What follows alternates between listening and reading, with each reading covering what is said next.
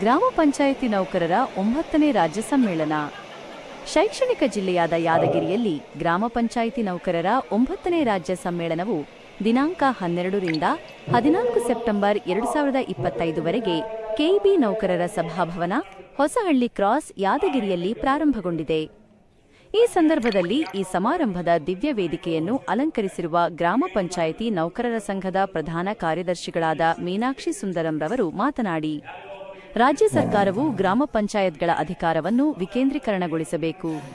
ಗ್ರಾಮ ಪಂಚಾಯತ್ಗಳಲ್ಲಿ ಖಾಸಗೀಕರಣ ಆಗಬಾರದು. ಗ್ರಾಮ ಪಂಚಾಯತ್ಗಳಲ್ಲಿ ಕೆಲಸ ನಿರ್ವಹಿಸುವ ಎಲ್ಲ ನೌಕರರನ್ನು ಸರ್ಕಾರಿ ನೌಕರರೆಂದು ಪರಿಗಣಿಸಬೇಕು. ಗ್ರಾಮ ಪಂಚಾಯಿತಿಗಳಲ್ಲಿ ಹೊರಗುತ್ತಿಗೆ ಪದ್ಧತಿಯನ್ನು ಕೈಬಿಡಬೇಕೆಂದು, ಇನ್ನೂ 10 ಹಲವು ಗ್ರಾಮ ಪಂಚಾಯಿತಿಯ ನೌಕರರ ಸಮಸ್ಯೆಗಳನ್ನು ಕರ್ನಾಟಕ ರಾಜ್ಯ ಸರ್ಕಾರಕ್ಕೆ ಗ್ರಾಮ ಪಂಚಾಯಿತಿ ನೌಕರರ 9ನೇ ರಾಜ್ಯ ಸಮ್ಮೇಳನ ಈ ದಿವ್ಯ ವೇದಿಕೆಯ ಸಮಾರಂಭದ ಮುಖೇನ ತಿಳಿ ಹೇಳಿದರು.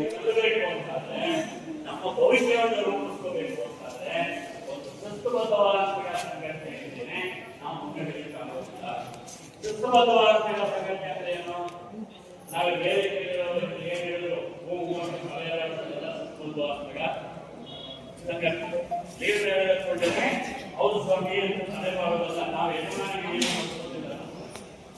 ನಾವು ಬಯಸುತ್ತೇನೋ ಸಂಘಟನೆ ನಾವು ಕೂಡಿ ತೀರ್ಮಾನ ಬಂದ್ರೆ ಆ ತೀರ್ಮಾನವನ್ನ ಶಾಸಕರೇ ಜಾರಿ ಮಾಡ್ತೀವಿ.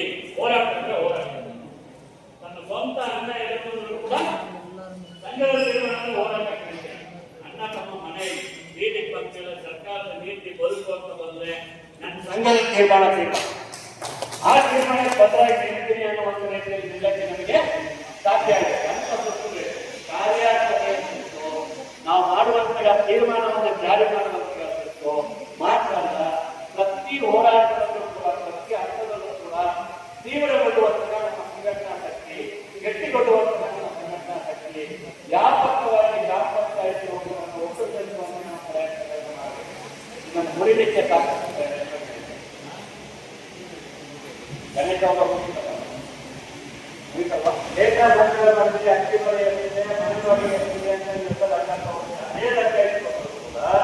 ಸುಪ್ರೀಂ ಕೋರ್ಟ್ ಆಧಾರದ ಪ್ರಕಾರ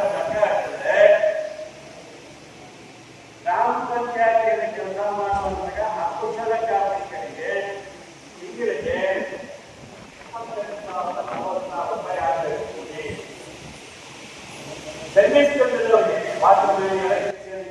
ಈ ಸಂದರ್ಭದಲ್ಲಿ ಈ ವೇದಿಕೆಯಲ್ಲಿ ಅಧ್ಯಕ್ಷರಾದ ಎಂಬಿ ನಾಡಗೌಡ, ಉಪಾಧ್ಯಕ್ಷರುಗಳಾದ Gopalakrishna Arahalli, Gaibu Jainekhan, BI Eelegera, BL Keshavarao, MM Shivakumar, Muttu Pujari, ಪ್ರಧಾನ ಕಾರ್ಯದರ್ಶಿಗಳಾದ ಜಿ ರಾಮಕೃಷ್ಣ, ಗಾಲಿಸಾಬ್, ಸಿದ್ದರಾಜು, ರೇಣುಕಾ ಪ್ರಸಾದ್, ಕಾರ್ಯದರ್ಶಿಗಳಾದ ಎಂಬಿ ಸುಬ್ಬಾರೆಡ್ಡಿ, ರಾಜು ಈರಣ್ಣ, ಹೊಳೆಬಸವ, ಮೀನಾಕ್ಷಿ ಸುಂದರಂ, ರಾಜ್ಯ ಪ್ರಧಾನ ಕಾರ್ಯದರ್ಶಿಗಳು ಸಿಐಟಿಯು ಹಾಗೂ ಗ್ರಾಮ ಪಂಚಾಯಿತಿ ನೌಕರರ ಸಂಘದ ಎಲ್ಲ ಪದಾಧಿಕಾರಿಗಳು ಹಾಜರಿದ್ದರು.